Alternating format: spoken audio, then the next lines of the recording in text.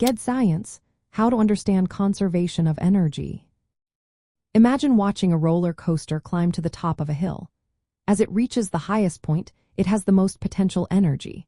When it zooms down, that potential energy turns into motion. This is a perfect example of how energy moves and changes form. The idea behind conservation of energy is that energy cannot be created or destroyed.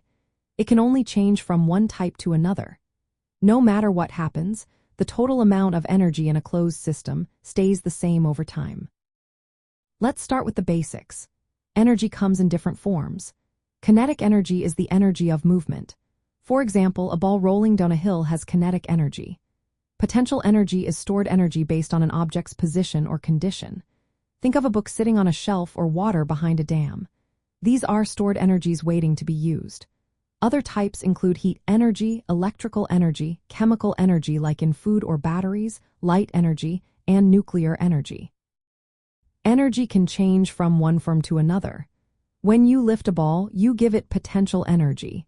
If you let go, that potential energy becomes kinetic energy as it falls. When it hits the ground, some energy might turn into sound or heat, but the total energy stays the same. It just shifts from one type to another. A simple way to understand this is with a formula. The total energy at the start equals the total energy at the end. So, the initial kinetic energy plus the initial potential energy equals the final kinetic plus the final potential energy. Mathematically, it looks like this.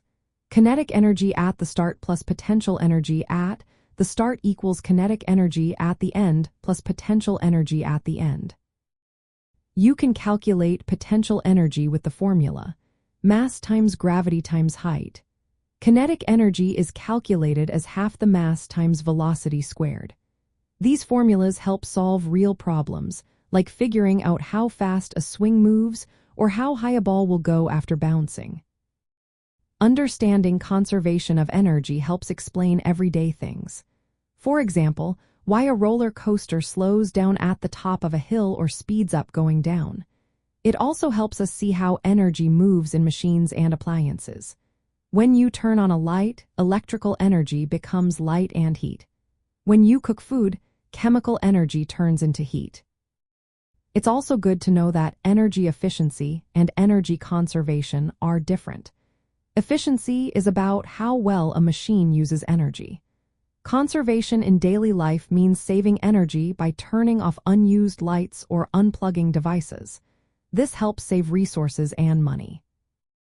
In the end, remember that energy is never lost. It just changes from one form to another. The total energy in a system stays the same.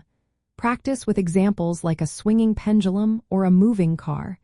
This will help you get comfortable with how energy moves and stays constant.